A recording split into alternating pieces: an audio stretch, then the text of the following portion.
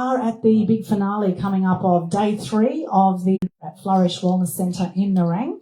And we've all just had a beautiful shaved cocktail, as you can see here. This one here is matcha and Kahlua with cinnamon on top, and it is absolutely delicious. It's a brand new one that Shaved Cocktails have just delivered to me for the first time because I thought, well, I like 2 of them. Can we just put them both together? And it's actually yum.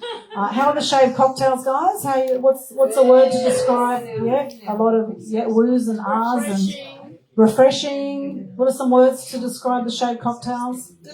Delicious. Thanks to Claire and Kingston from Shaved Cocktails. Absolutely awesome. Love their work with the 1936 New Orleans machine that they've got here. Absolutely brilliant. Highly recommend Shaved Cocktails. Now, our next speaker is someone that I've known for 25 years or so. In fact, when I was a journalist at the Sun newspapers, which is actually how I met both of our next speakers, interestingly. I met Lesyah that way, who's going to be after Geoff, and I met Geoff this way. Now, I actually knew Geoff's mum before I knew Geoff. Now, that could be a warning sign from the outset, but Geoff's mum, Betty, lovely lady, and she said, you need to meet my son, because she came to me with a story for the Sun newspaper. She said, you need to meet my son. And at the time, she promoted Geoff. She said, he's been in the media for a long time, and he's a really good magician. And I was the entertainment reporter at the time for the Sun newspapers, and I did a story about Geoff back in the early 2000s, that was between 2000 and 2005, about his magic. He's been doing magic in Surfers Paradise for a very long time. He's a media guy from back 50 years ago. I know he doesn't look that old, but he's very youthful actually for his, he's just become officially a veteran, but he is actually very youthful and he's been travelling around the world, living in Europe for many years, and he only just came back a few months ago. An extraordinary man, media guy. He's interviewed some very big names in the media as a journalist, a reporter, and he has run World TV International. He's run Ski TV. He's also, with his magic, he has performed all over the world with his sleight of hand magic, and he's bloody brilliant at it. Maybe he'll get to do some of it later for us, possibly, for those who hang back, see some of his magic. And he's a DJ, and DJ Classic is his name, one of the most multi-talented guys that I know. And today's going to talk about media magic, 50 years of media magic, and success strategies from Margot Robbie, Hollywood superstar. He knows their family very well. He did magic at Margot's 21st birthday party here on the Gold Coast, and he will be telling us more about that. So please welcome to the stage Mr. Geoff Diamond. Thank you, Walwyn. I'll send a cheque in the mail for all of that. Thank you, Walwyn. Yes. Thank you so much for having me. It's very nice to be back in Australia. I've just been on the road for the last 50 years, and I'm serious, it's crazy.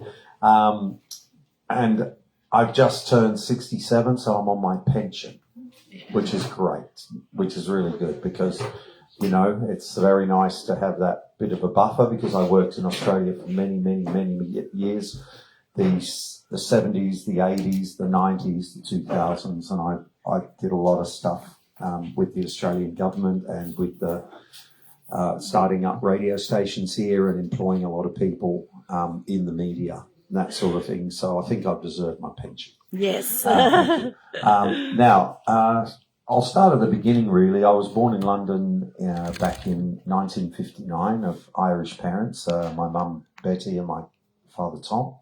And my dad was working there. And I grew up in central London in a place called Vauxhall in London.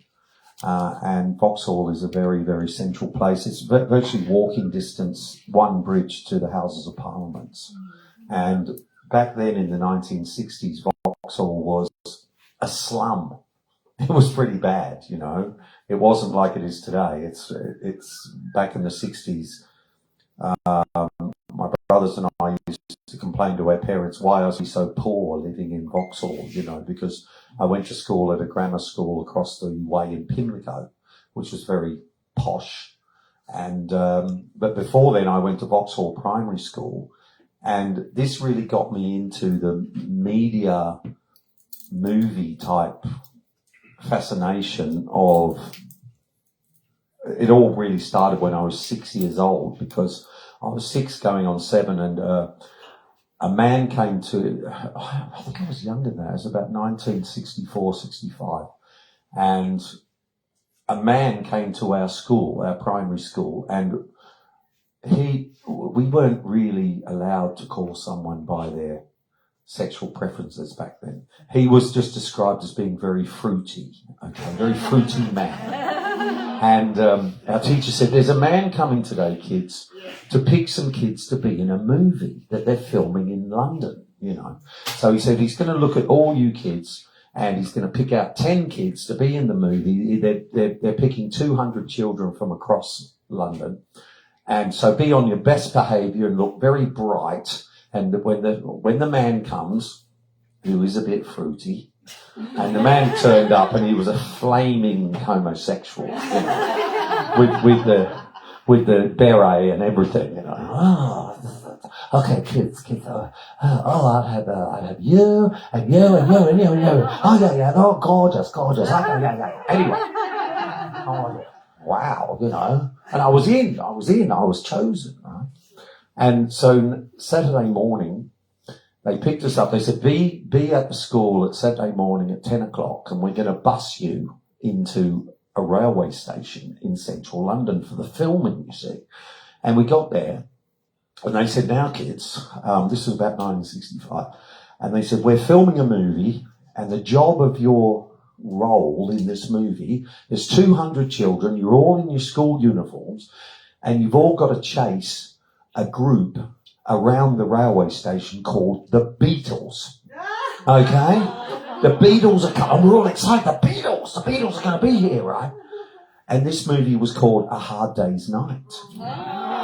So I am actually one of the children in A Hard Day's Night running. When you look at the movie, the opening, it's all black and white. And the opening theme of the movie, there's 200 children racing around Marylebone railway station trying to find the Beatles. And the Beatles are hiding, you know. They're running away because it's Beatlemania, you know. And it was the real Beatles. It was the real Beatles. So we were all so excited, but none of us ever saw the Beatles, but they said, run that way, and where are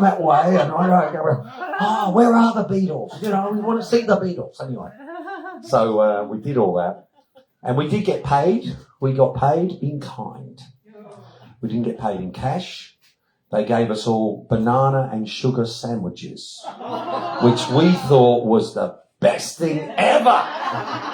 You know, 1965, banana and a sugar sandwich. What more could you ask for? The bastards, you know. They'll be happy with the banana and, you know, yeah, give me some banana and sugar sandwiches. Don't get into sign release forms or anything, you know. I just, yeah, I was free extras here, you know. So that was my sort of introduction to film and TV. And then around about 10 or 11, I started getting fascinated by radio. And I used to sit in my room in Vauxhall at our little house in Vauxhall, which was a 3-story house, which we thought was very, very poor. You know, I mean, well, now it's worth like $10 million or something. Anyway, so, and I had a little, it was 1971 or 70, and I had a little radio, a little portable transistor radio. Remember the little square ones? And I stumbled upon this station called Radio Caroline. Now, Radio Caroline, and there was another one, Radio Luxembourg, because we used to listen to the BBC radio, which was very boring, right? And the music was terrible. But Radio Caroline and Radio Luxembourg used to play all the latest hits. And they were saying, and it was pirate. This is Radio Caroline broadcasting from 10 miles outside the legal limit. We're pirate radio. And we're there, you know, we all thought this was fantastic, you know. And the BBC were horrified, you know. This is like, they're outside the 10-mile limit. We can't do anything. We can't get them, you know. And there was a bunch of dudes, you know, and it was Tony Blackburn and all these really famous people later, but they were all out there on a ship, you know, with playing the records and booming it, you know, with the antenna to right across the whole of mainland UK without a license. They were true pirate radio. And we were all listening to this stuff and we thought it was great, you know, because every week they do the top 40 countdown, these hottest songs of the moment. And it was just heaven, you know. The range of music was fantastic. So I really got hooked on radio at that point. I thought, I want to be one of those guys. I want to be the guy playing the disc jockey. You know, I want to be that. So in 1972, my dad got a job in LA because he was an electrical engineer, and he got a job in LA putting runway cables for runways into LAX airport. So we all got shipped out there because he had a 2-year contract. And there in our school, we had something called radio and television school. I went to a really big high school in Southern California called Westminster High School, 4,000 kids.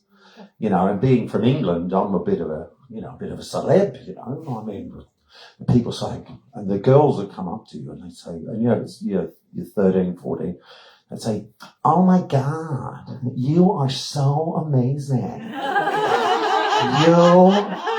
You've come all the way from England and you're here in America. I just want to ask you, how the hell did you pick up American so fast? You know, your language is. I mean, what language do you speak in England? Are you serious? Yeah, I mean, you've only been here like for a couple of months, and you can speak our language. Oh, okay, fair enough. Now I know what I'm dealing with here. You know. Anyway, you know what it's like. You know, it was like the questions about Australia. You know, do you have electricity, food, running water? You know, all that kind of stuff. So I went through that, and it was really great because in our radio and TV school, and the funny thing was, in our radio and TV class, we're all kids like 13, 14. And we were all electronic nerds, right? We were the original nerds. We were into the, you know, soldering and all this kind of stuff. And we had our own little radio studio in there where we'd practice being disc jockeys, so, you know, and we could record onto reel-to-reel tapes and everything. But we were the total outcasts of the school, you know. All my best friends were all like smelly, bottlenose glasses, computer nerds, you know, the most unpopular outsiders of the whole school. Now the insiders were the jocks, the athletes, the swim team, you know, they were the cool kids, you know. And now we found out one day we could plug our radio station into the school PA system. And so what we did, we went to the head teacher and we said, listen, can we do this at lunchtime? Can we do a show at lunch? He goes, that's a great idea. Yeah, let's do it. So suddenly, you know, within the space of a week or two, we'd have these girls come in. Hi, can you play this song for my friend Becky? And we'll say, sure, babe, no problem. And then, you know, so suddenly the shift was incredible. We were the superstars at lunchtime. And all the kids were going, we know these disc jockeys. You hear this guy speaking now? We know him. And suddenly, we get all these dudes from the swim team. Hey, how can I join up this radio and TV course? And we'd say to them, well, what the hell do you know about electronics? Well, nothing. I said, well, this is for electronics people. Do you know anything about a circuit board, a resistor, a transistor? Not a clue. Well, you can't come in there. Get out of here. Go back to the pool or the gym or whatever you're wearing. Hang out, meathead, you know. Anyway, so that all happened. So I got it there, and then the contract ran. I was having a ball. I mean, I'd be dodging all my classes, just making radio and TV. We had a TV studio in there too, with old black and white cameras, and we were making up fake shows and satire and all that sort of stuff. And then in 1972, 74 actually, when I was 15, my dad said, listen kids, contract's over. Don't want to go back to the UK. We're going to Australia. So we all got on a plane as 10-pound poms. The 5 of us for 50 quid, 50 $50, 5 of us. We get on a Qantas flight. We head to Hawaii. We're in Hawaii for about a day, hanging out in Hawaii. And we go, this is incredible. This is all before I'm 15, so I've done the whole world, basically. So we arrive in Sydney. My dad had no job. St Vincent de Paul helped us out in Sydney. They helped us with a house and blankets and everything, because we arrived with nothing really, and it was Fairfield, it was Western Sydney, and there was nothing out there. It was all like bushlands, There was very few places, nothing like today.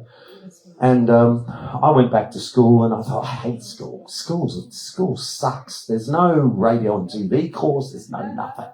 So I decided at 16, I'm gonna get out of school. So what I did was I found, and back then in 1970, this was around 75, 76. The top radio station in Sydney was 2UW Sydney. And the top man on 2UW was John Laws. And he had the number one station, the number one show. And I would listen to him every single day religiously, John Laws, 9 till 12. Fantastic show. Rating his socks off. Superstar. So I thought to myself, I'm going to go in there and I'm going to get a job at 2UW. I'm 16 years old. So I got on the train through Hornsby all the way into Sydney from Fairfield, right? And I turn up at 2UW in Kent Street, Sydney, right in the middle of Sydney. And I walked up to the lady on Michelle. I'm still in contact with her today, actually. And I said, and she was a lovely lady, she would have been about 20 years old. I'm 16. She's very glamorous, She's the receptionist for 2UW Sydney. And I walk in, I said, hi, Geoff Harrison here. I'm Geoff Harrison. She goes, yeah, how can I help you? I said, well, I'm wondering if there's any jobs coming, She goes, no, there's no jobs. You're 16, I said, well, she said, we occasionally have jobs for office boys, office boys or mail boys, I said, well, I'll come back next week. So this went on for 5 weeks. 5 weeks I turn up, she goes, oh, Geoff's back again. It's back again. Hi, Michelle, any jobs this week? No. I'll see you next week then. Bye. Anyway. 5th week, she says, you're not giving up, are you? You're not giving up. I said, no, I'm not giving up. I need to work here. This is the number one station in the whole of Sydney. I need to be here. So she said, you know what, Geoff? There is a job for a panel operator. Now, a panel operator is a person who runs these boards, right, like a sound engineer. And she said, go upstairs and see Bill Gates. Now, this is Bill Gates. It's not the computer Bill Gates. This is Bill Gates, X4BC Sydney Bill Gates, very famous radio announcer. And who happened to be the first manager of a little group we had in Australia called the Bee Gees. And he named the Bee Gees, right? Because in the 60s, he was their manager in around 1965, 66. And him and Barry were trying to come up, because they were boys, they were little boys. They used to do the RSL clubs and all that. And they had this name like, the Three Kingsmen or some stupid name, Anyway, so they were saying, we've got to get a new name, for this group. And Barry used to write to Bill, in letters, and they'd always put at the end, love BG, right? Barry Gibb, Bill Gates. So that was their sign-off. So they said, why don't we just call you the Bee Gees, as in Bill Gates, Barry Gibb. And that was, and actually, Bill Gates, who gave my first job at 2UW, actually was running Hope Island FM. And his wife is Melissa Gates, who's just a counsellor here on the Gold Coast. Her husband is Bill Gates, who gave me my first job. Anyway, I walk up to his office, and it's this enormous office. I'm 16 years old. Bill Gates is sitting there. He's program director of 2UW, the number one station in Sydney. His office is enormous. And I walk in, he said, here you're looking for a job. Can you run a desk? Now, this is a desk, right? I said, of course I can run any desk you have, mate. anything. He said, come down to the cart room where you transfer all the, the tapes that come in onto carts. Because back then all the announcers used cartridges to play their ads. And I walked into this cart room and seriously, it was like mission control in there. Massive 16-channel desk, all these machines. He said, could you run something like this? I said, not a problem, Bill. No. He said, I'll see you 9 o'clock Monday. You're on $70 a week, which was big money. 1977, this wasn't bad. So I get in there the first 2 weeks, and I had a superior, and after a week he goes, you don't know what the hell you're doing, do you? I said, not really, no. And he goes, oh, I'm going to have to spend 3 weeks training another person now. So he spent the 3 weeks, and then I was good, but I completely winged it to get in there, and that taught me a good lesson. Sometimes winging it is not bad, you can get fake it till you make it, mate. Yeah. Anyway, so I did that, and it was a magical time. I was there for about a year between 76 and 77, and then I thought, I don't want to be doing this all my life. And I ended up becoming John Laws's panel operator for 9 months. So I'd work with him every day, and I would be his tech guy for 9 months, and I got to know him very well, and became we still, just before he died, I talked to him and wished him all the best, and he wished me all the best also. Anyway, but he's a tremendous broadcaster and probably one of the greatest in the world ever.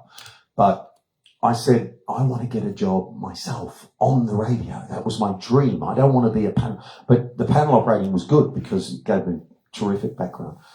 And I started sending audition tapes out to radio stations, and I got a reply from 4NA Nambour in Queensland on the Sunshine Coast in 1977.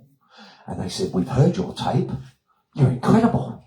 We have a position for you as nighttime announcer on 4NA Nambour between 7 and midnight. And we want you to come up here and start. Are you available? So I said, yes, I am. And I went from the bright lights of Sydney to Nambour. Whoa. In 1977, the whole world is on fire with disco music, the whole world's going crazy, and I'm there. The town's about like 5,000 people max. I'm sitting there, sneaking in some disco songs, because our manager was a guy called Pineapple Pat Ma. Complete right-wing Christian, we had a show called Dinner Music between 5 and 7, which was all like, easy listening and stuff. And he used to say to me, Geoff, I don't want any of that disco music on my station. It's evil. I said, mate, the whole world is in disco fever. So I started sneaking in my show, because it's here's your library for tonight. Ray Conniff singers, all this old stuff, and I'd sneak in something from Saturday Night Fever, And it turned out that it became really popular with the kids, and the kids would ring me up for requests and stuff. And after a while, he said, he gave up. He said, just run your own show. I don't care. Well, I'm asleep by 8 o'clock. I don't want to know. So that was cool, So I was there for about a year or two, and then so I was about 17, 18, and I got a bit sick of it there because the town is like, the most exciting thing to happen in Nambour was the sugarcane train running through town once a week, and we'd actually wait for it. It's true. And you're going,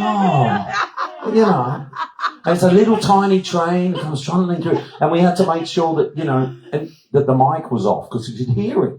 On the if your mic was on, you'd go,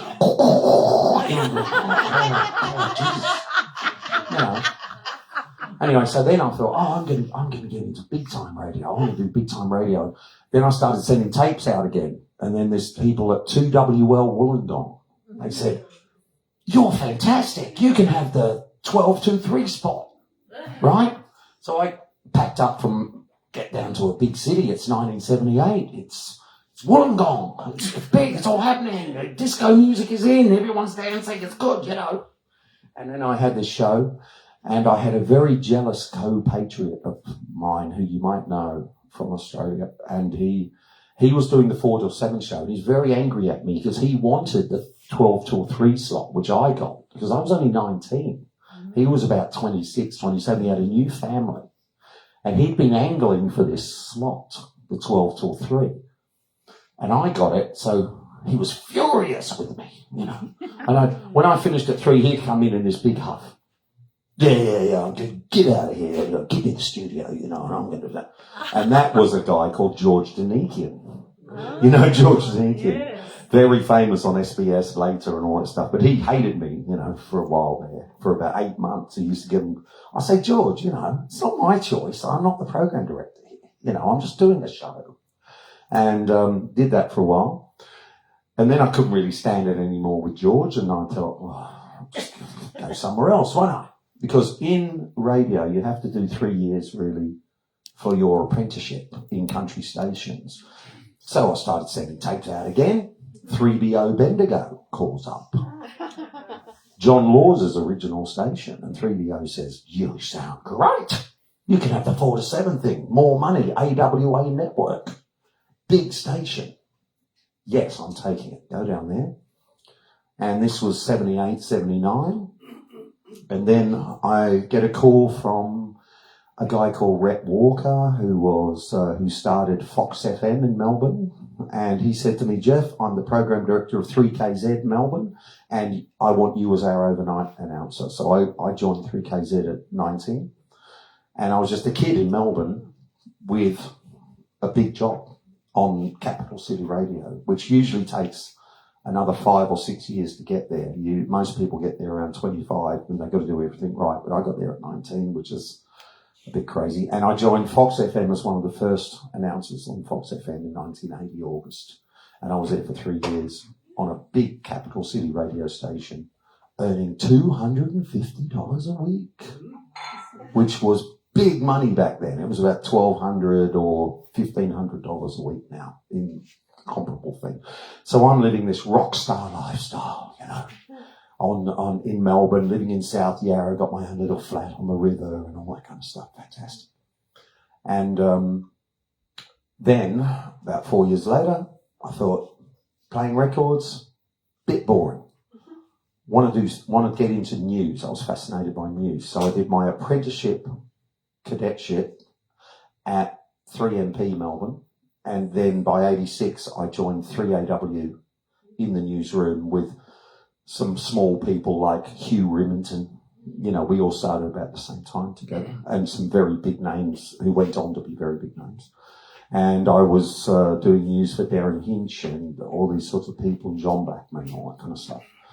And cut a story short, between 86 and 90, I was at 3AW, 3AK and 3UZ. I ended up as news director of 3UZ when I was 27, which was pretty good. And I was the breakfast newsreader for John Blackman for a year, and he was fantastic because he's so funny, this guy. You've heard of John Blackman, yeah. But that was his other job apart from Hey Hey. He was always on radio during the week, and worked with him for a while. And but before then, back in 82, 83, in my time off, a guy rang me up in 82 and he said, Geoff, what are you doing for the next 5 weeks? I said, I'm on holiday. I've got my yearly holiday. He said, I know you're a DJ. Would you like to be a DJ at Falls Creek Ski Resort? I said, what's the deal? He said, you get paid, you get food, you get a ski lift ticket, you get a place to stay, your own room, your own apartment. I said, I'm in. I'm doing it. So I go there, do that, fell in love with snow, fell in love with skiing, learned to ski there at Falls Creek from nothing, ended up being a pretty good skier. And I said to the local guys, what's the local radio station here? Oh, there isn't one. How do you get your weather reports? We ring up Melbourne for the weather report. And, you know, like the speaking clock thing, you know, we have to do. I said, well, that's ridiculous. They said, oh, we have a local station in Wangaratta, but that doesn't really get up here because we're on the mountain, you know. So I had this bright idea. I'm going to start my own radio station in this ski resort, right? How hard can it be? Oh, jeez. Yes. So I go to what was called the Australian Broadcasting Tribunal to get my licence, right, to run this radio station, which you must have. You can't just set up a pirate radio station. Not allowed. You know, on the mainland, they'll find where you are, mate. So,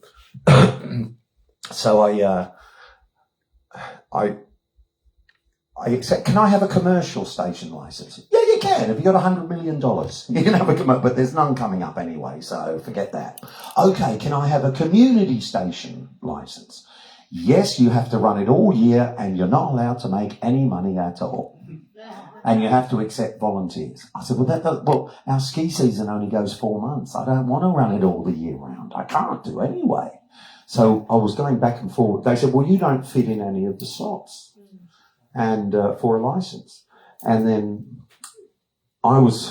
we were all trying to find out a solution for this because they recognised the need for this service. They said, we've got millions of skiers going up there every year, visitors from all over the world and locals.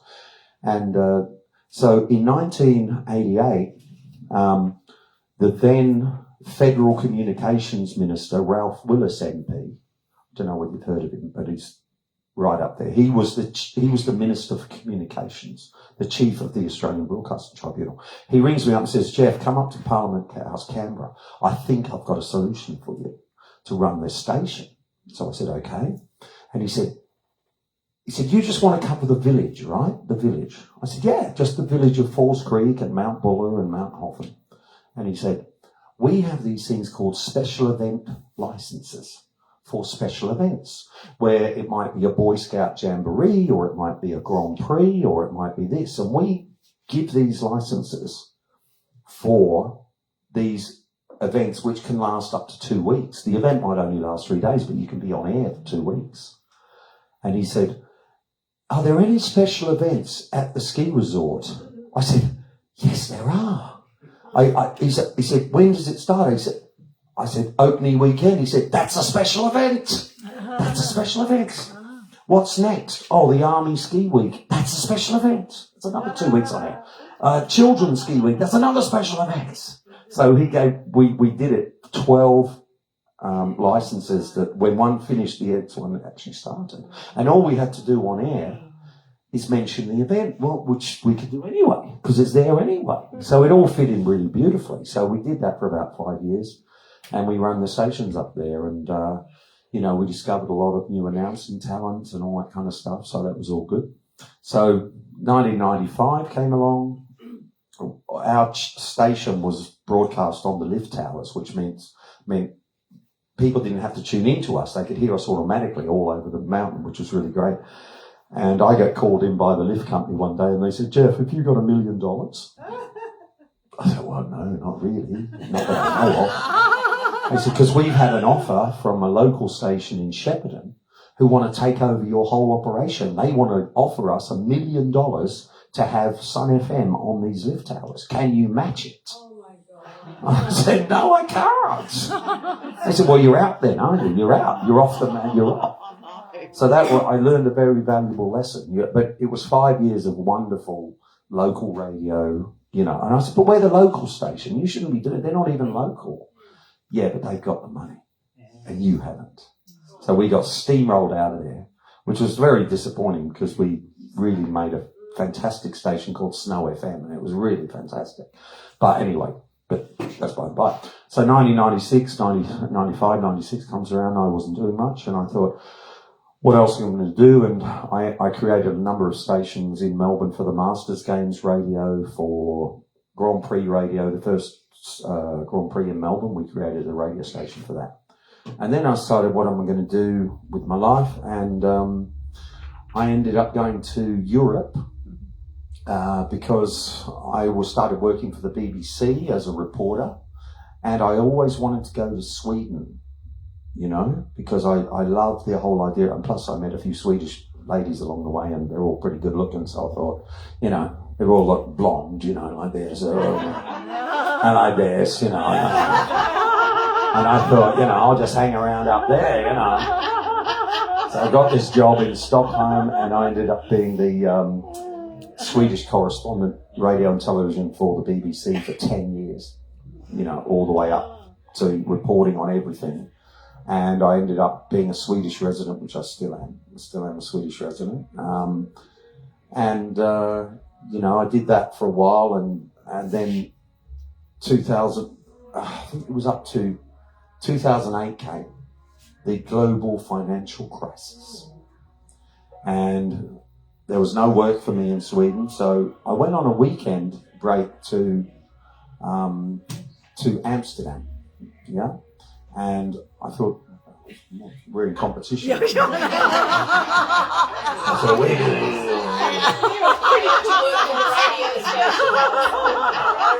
I'm sick of my stories,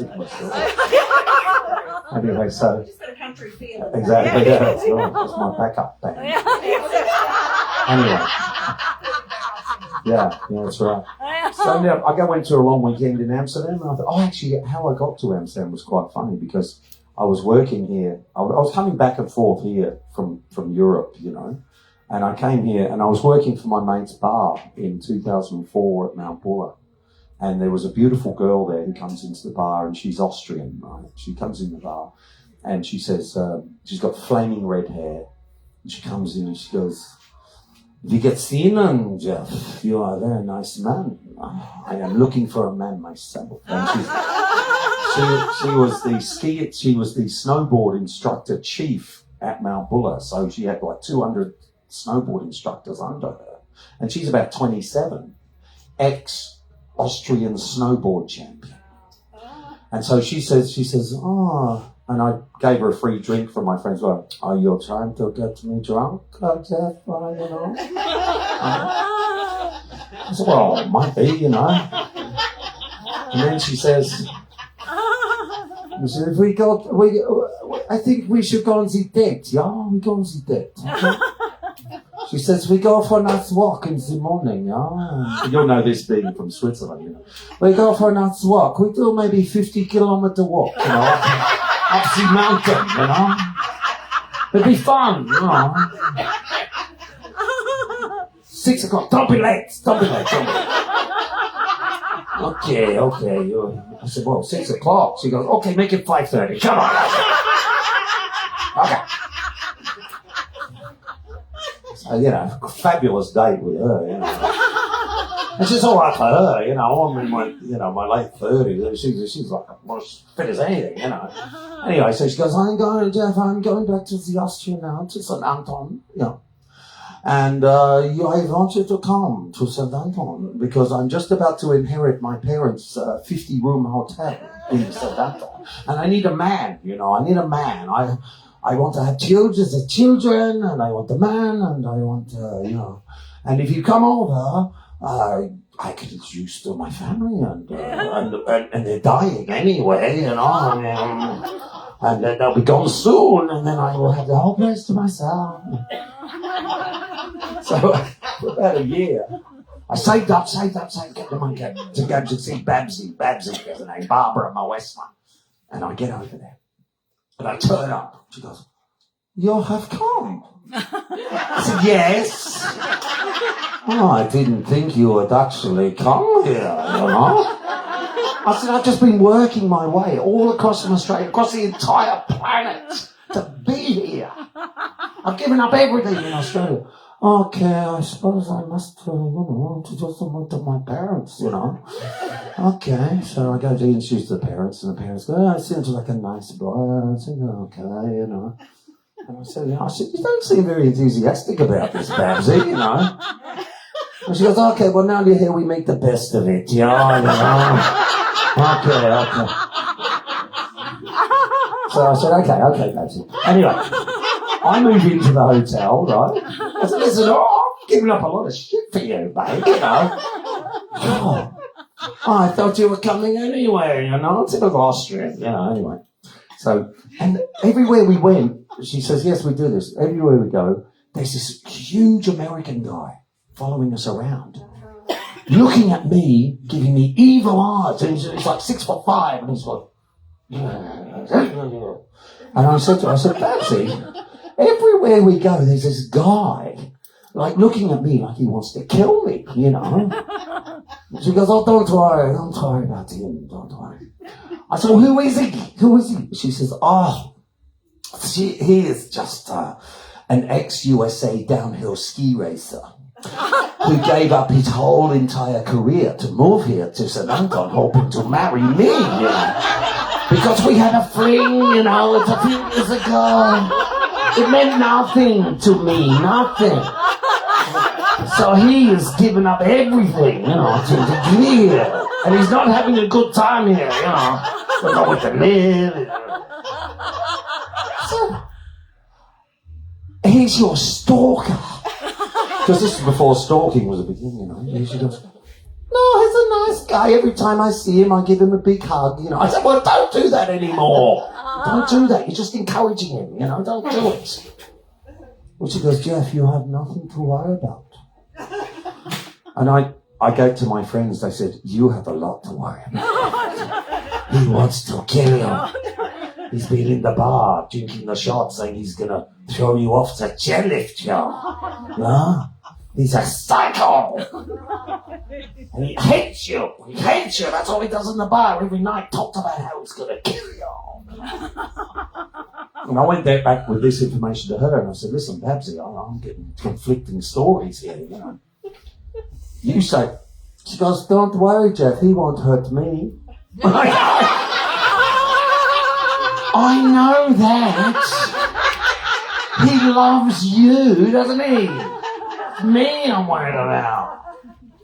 Oh, you are overreacting. Oh, God. Australians always overreacting. We are Austrian, we are tough. So I got on the train, went to Amsterdam, arrived in Amsterdam for the weekend, just to look around, because I thought I always want to go to Amsterdam. And as soon as I got there, did a bit of magic, and this guy says, can you work here? I'll give you a job straight away. And I thought to myself, well, no one is trying to kill me in this town. You know, so I might as well stay here, you know. And she rings me up, well, when are you coming back? I'm not coming back, sorry. Oh, okay. So she went on to marry another Aussie guy, and then they got 3 kids, because she didn't like Austrian guys. But you got to remember, in Austria, her family goes back like 1,000 years. It's like Switzerland, you know, the lineage, you know, and some outsider comes in. Whoa, big problem, you know, so it's crazy. So I ended up living in Amsterdam for 24 years, on and off. So I spent half a year here, half a year in Amsterdam. I'm a Dutch resident now. I'm a Swedish resident. I'm an Australian resident. I'm a British citizen. So I've been all around the world, you know. And just lately, I've embarked on making a feature film, an international feature film called The Pensioner Gang. Because in London, where I grew up, my uncle was a very big London gangster from the 1960s, and when we were kids, he'd always come up to us and he'd say, all right, son, all right, boys, you know, myself and my 2 brothers, all right, boys, it's £5 for you, £5 for you, £5 for you, right? This is the 60s, £5, it's like $100. All right, there you go, all right, son, all right. He married my mum's sister. And one day I said to my mum, Mum, I haven't seen Uncle Waddy recently, you know, hasn't been around. She goes, oh, he's on a holiday. I said, well, when is he going to be back? She goes, in about 6 months. You know, he'll be back in 6 months. And he'd arrive back in 6 months. All right, boys, at £5. Mum, I haven't seen Uncle Waddy. Oh, he's away for a year now. Yeah, on the holiday. Yeah, he's, you know, we didn't know. We just thought he was continuing on holiday. But, you know, but anyway, him, a couple of years ago, 2008, in the midst of the global financial crisis, him and his mates were all sitting around the pub in London, and they go, let's do one last job, right? Tell you what, this is a true story. The 5 of them go to Amsterdam. They buy £65 million worth of weed and smuggle it back to the UK. Right? They get a guy to finance, actually, back in the 60s, my uncle used to arrange certain services for the father of Lord Tarquin Farquhar. Now, his father, Lord Percy Farquhar, was this incredibly fire and brimstone, MP preacher type person, complaining about the swinging 60s, how the morals are going out the window. But my uncle was his rent boy arranger, you see. And he'd say, because it'd be on the weekend, he'd say, we have to get rid of all these unmoral people from this country, and I think it's terrible. Needless to say, we have to first get rid of the homosexuals. Now, in the meantime, my uncle was arranging his rent boys for him, on the side. So my uncle went to his son, who's living in this enormous mansion worth about 100 million quid, which is drowning in debt, right? And the global financial crisis hits, and the guy doesn't have any money, but he writes my uncle a promissory note for £5 million, because my uncle says, well, the press would love to hear about your dad, wouldn't he? He says, all right, I'll give you the promissory note, but I haven't got any money. So they use that money, the promissory note, to get all the money for the weed to bring it back on tick. So they did that, but they had 3 police forces after them. They had Interpol, Dutch police, UK police, and all the boys are communicating with each other on text on their Nokia phones. Because they said, no one's going to find out, If we don't say anything on the phone, no one will find out. And you got the head of Interpol going, French, this stupid, English, they think we don't know. Come on, we don't know what they are doing. So they're tracking them all over Europe on the satellites, and they bust them in the end.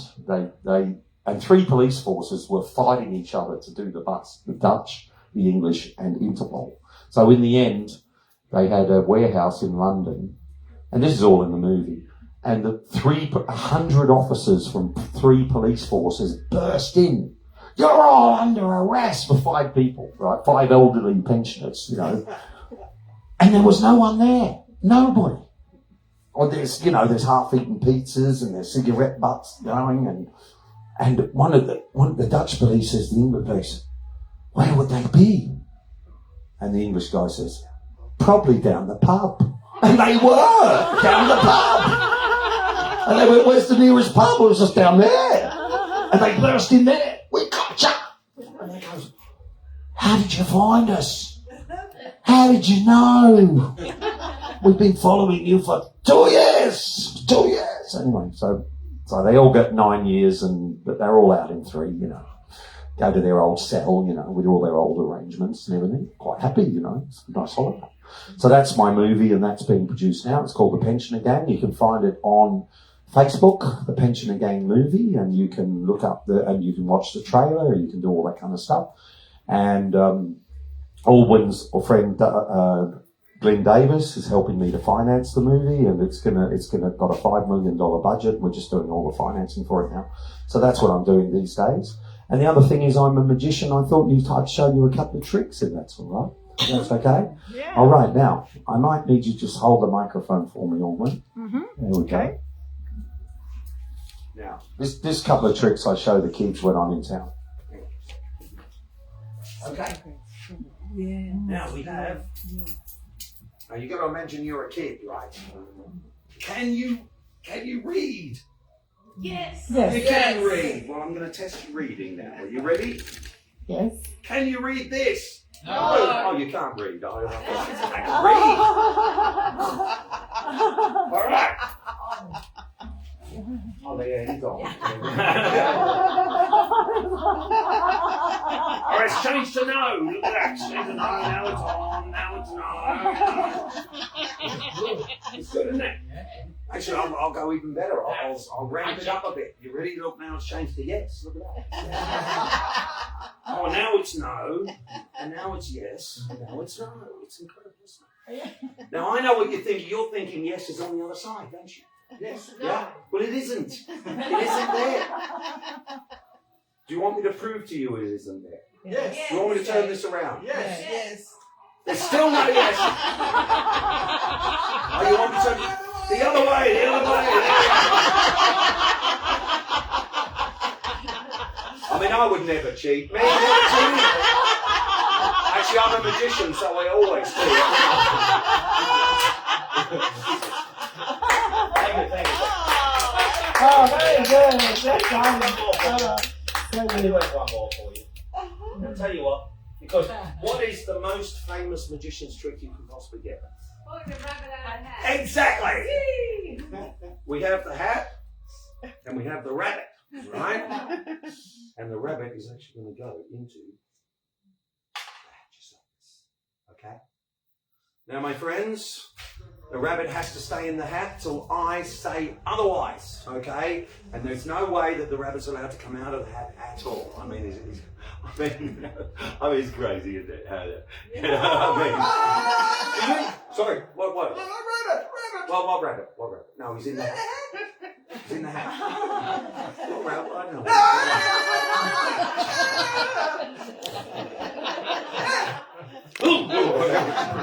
Sorry. It's very cruel. I mean, you know. Sorry. Get Cree's pointing something out. The rabbit. I think the rabbit's coming out the bottom. Oh, we can't have rabbits in Queensland. No rabbits in Queensland. I mean, you can't do anything with them. No, I've got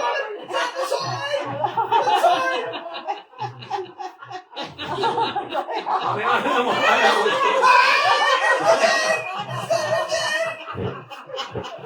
Oh, please. Excuse me, I'm going to have a talk to this rabbit because it's been extremely naughty. I'll tell you what we're going to do. I'm going to talk to the rabbit because, you know, they're very, very naughty. Because I'll tell you what, I'm going to talk to them. Now, Mr. Rabbit, you're not allowed to be... Oh, my God.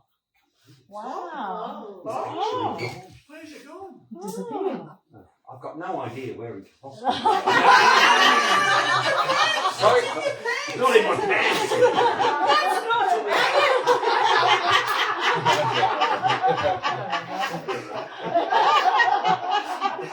Well, my friends, thank you so much. My show and my talk. Amazing. No, so good. So multi-talented. And we're going to hear his DJ skills later. And we're going to have a music off with the neighbours, right? We're going to have the disco and retro. Thank you so much, guys, for listening to my story. Please support my film. Become a fan. You've got all the on the Facebook page, which is the Pensioner Gang movie. You can have for free all the posters for the movie. You just download them and print them, and they're all there for you, and they're all available freely for you. And follow our journey to production, which is next year, 2027. Awesome. Yes, so good. A man of many talents. We do want to hear the Margot Robbie story, though. Margot Robbie. In Main Beach here for many, many years, I was playing pool with a guy. And we were pool partners in Main Beach, and we were not bad at it. And he rings me up one day and says, Geoff, my daughter's having a 21st birthday party. You're the only magician I know. So can you come to the house in Ashmore and, do magic? She's having an Alice in Wonderland theme party where she's acting as Alice and all her friends are dressed up in costumes and everything.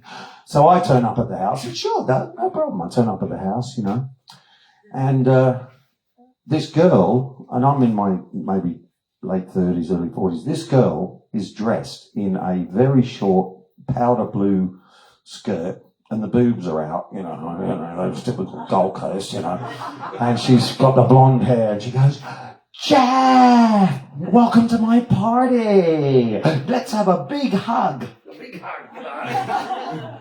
And I said, oh, she's a bit of all right. Yeah, I might be old, but, you know, I'm going to appreciate a good-looking girl, you know. And he said, and I said, this is my daughter Margo, you know, Margot Robbie, you know. And I went, wow. Okay, so did the show. It was all good. Next year I see Doug at the place. I said, Doug, how's Margo going? And he says, she's in Hollywood filming a movie right now. I said, really?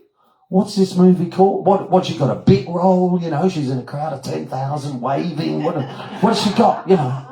He says, no, she's got the main female role, mate. It's a big role in this movie. And I said, what's this movie called? He said, Wolf of Wall Street. And I said, mate, that's the dumbest name for a movie I've ever heard. It's never going to take off, mate. It's never going to... Wolf, what the hell does it mean? And he goes, no, it's a big movie. It's got Martin Scorsese, it's got Leonardo DiCaprio, it's got everybody. I said, no, I can't see it happening, mate. Wolf of Wall Street. Anyway, so... And the way she got the movie role was incredible because she arrived, she actually got fired from Neighbours for being too old because she was in Neighbours and she was in a show called Pan Am where she was had a major role in that. But when she was 20, she was unemployed. On her 21st birthday party, she was unemployed. And then shortly after that, she went to Hollywood and got an agent, a woman, and this woman said to her, can you come with me to a producers and directors dinner? You know, and I'll introduce you around. You might get a role or you might get a featured extra part, you know, something you'll break into the industry here.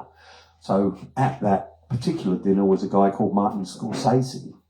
And he spots Margo from across the room and he goes, wow, look at that blonde bombshell over there. She's fantastic looking.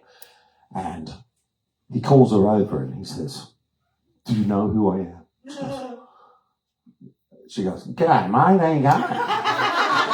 Oh, Margo, from the Gold Coast. He says, well, I'm Martin Scorsese. You know, I'm one of the biggest directors in the whole world. Who the hell did you say your name was? Margo, from the Gold Coast. There you go, mate.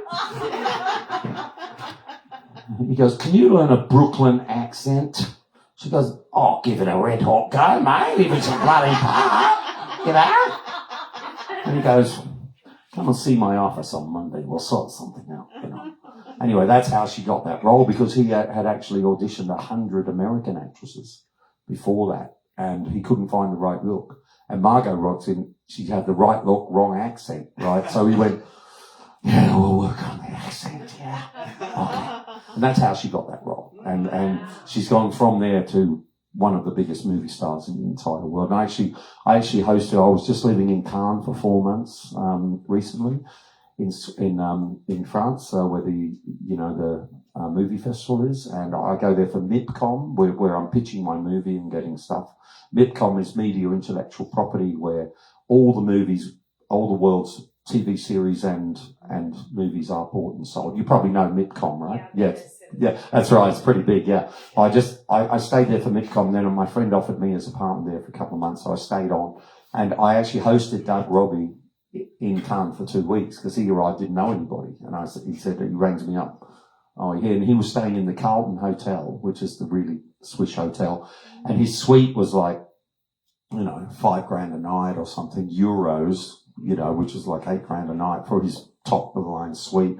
And he said, Geoff, I can't even wash my clothes in this suite, you know, I'm here for a couple of weeks. So I said, well, my friends have apartments here and it was out of season, you know, after September it's out of season. So I got him an apartment for like 1,000 euros a week right in the middle of Cannes, you know, so where the Jacqx is, you know, the Jacqx, they're just there. So, so I just spent a bit of time there with him and he's a pretty cool guy. He's worth about $100 million because he's a sugarcane farmer, has a massive sugarcane. And one day he said to me, Geoff, we're heading off to, what are you doing for the next couple of days? I said, well, nothing much. He said, good, we're getting on the train, we're off to Monaco. I'm paying for everything. Now this guy is a complete alcoholic, right? He is. He hits the bar, double gin and tonic. Double gin and tonic? Yeah, I'll have a double gin and tonic. As soon as it's empty, here's one, and he's a fast drinker. He says to the guy, double gin and tonic, double gin and tonic. And he's going through 5 double gin and tonics, you know. And I lasted about a week. I said, I can't do this anymore, Dave. I can't. He said, Geoff, money's no object. We can go anywhere. I said, no, I'm getting sick. Because we're eating all this high-class food. It's all rich. We're getting drunk. I go, whoa, I'm not used to this shit. And he's going, Geoff, this is my life, man. This is my life. I'm in my 80s. It's my life. I go, I know, but I can't keep up, mate. I can't. It's too much. So, so that's a good lesson too. You know, you don't want to be too much money can be a bit of a problem after a while. Well, thank you guys. Have a great night. Thank you. Thank you, Geoff. Actually, I do have another question too. It's interesting. Elizabeth Ray was on earlier and she was talking about Kerwin Ray's connection with Jordan Belfort, who was the Wolf of Wall Street was all around the actual Jordan Belfort, who came to Australia a few years ago. I have a question. So he lives in Perth. Oh, he lives in Perth. Well, there you go. Jordan Belfort lives in Perth. He was a very good salesman, Jordan Belfort, and not sell anything to anyone. Yes, exactly. Well, you can sell anything to Americans because they're pretty simple people. You know? I have a question around. Yeah, exactly. I have a question around the changing face of media over all those years. Now, it's been interesting. 2004, Facebook started, and now we have 5.8 billion of the world's 9 billion population active social media users. How have you found the changing face of media over all those years? Well, it's great for people like me, like as I was explaining to a few people before, things like social media is a great vehicle for collecting data from fans or followers for movies, for instance. We now use social media to create our fan base for free, basically, and you can get it out there and you can promote your movie because the backers are all about data. So they want to say, we're going to invest 100 grand or 500 grand in this movie. We want to know you've got a following already before you even start the thing. So I'm doing that now in the process because I have now my trailer, I have posters, I have all the assets that are needed for a movie. And I know that you go through this with the documentaries and stuff, but social media is really fantastic because it gives you a tremendous opportunity to build a fan base and collect data from those potential viewers and potential fans of your movie. But it also gives them a vehicle to follow you on your journey and they get invested in it. So they say, yeah, this is great, but we're in contact with the makers of this movie or this documentary or this film, and they can actually follow you along in a BTC, behind the scenes way, BTS way. So they can be feel they're part of it. So when the movie comes out, oh yeah, I knew about all this from the very beginning, which is really good for networking, and social media is fantastic for that. And quite frankly, that's the way Hollywood is going now, because Hollywood are now only really financing $100 million blockbusters. They're not really going for independent people. They're not taking that risk anymore because all the studios are run by accountants now and they want zero risk. But some of the best films in the world, for instance, Lock, Stock, Two Smoking Barrels and Snatch and all those great movies, they're made for minuscule budgets, maybe $5 million, and they're turning over maybe $100 million. And that kind of risk is now up to us as filmmakers, because we now have social media as our marketing free platforms, which is fantastic for any project you do. You can use it. It's all there set up for you, and that's really good, because before you had the only choice you had was to go to the big production companies who'd say, we'll do the distribution, get the fans, we'll do this, but we want 95% of everything, and social media has leveled that out now, because Hollywood now is not in that position anymore, because it used to be all Hollywood if you wanted to make a feature, and now you can do it pretty much on your own with smart use of social media.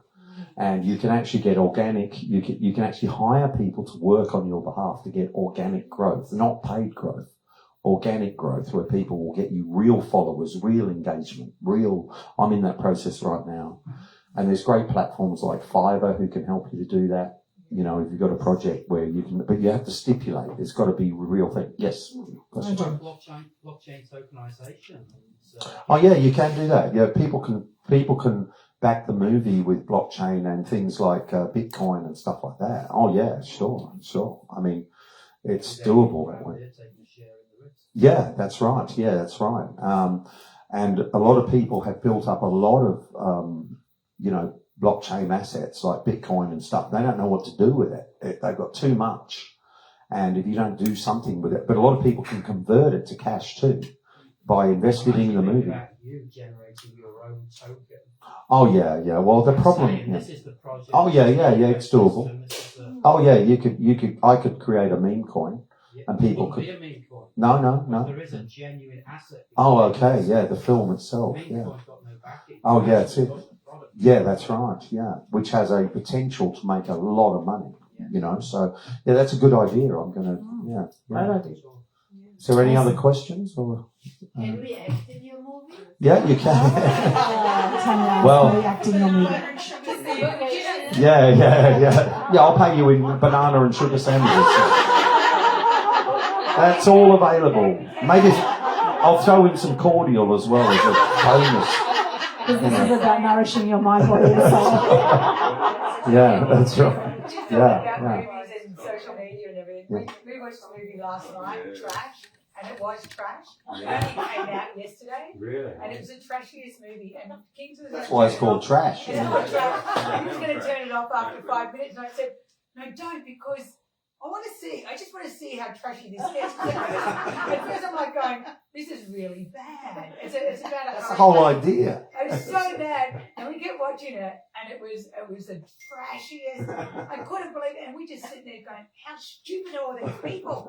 It was so stupid, but it was a low budget movie made in Melbourne, and I would say that it's actually made good money, even though it's low budget. And it hasn't. The rating's only 4.5. Yeah. It was all based in South Carolina on a hurricane, and if you see it or hear about it, it is so trash. It's so bad, it's so good. Bad. Famous for Okay, put it this way, it makes Jaws look really good. That's the hilarious part. People. There's a whole genre of people, fans, who love this stuff. Who say it's so terrible. How much more terrible can they make it? You know. Watch it. It's it a was like retro that. movie. Yeah. At first I'm saying, no, I'm walking out the door. If she does that, I'm walking out the door. I did it a couple of times. No, I've got to see what happens next now because it's so stupid. Yeah.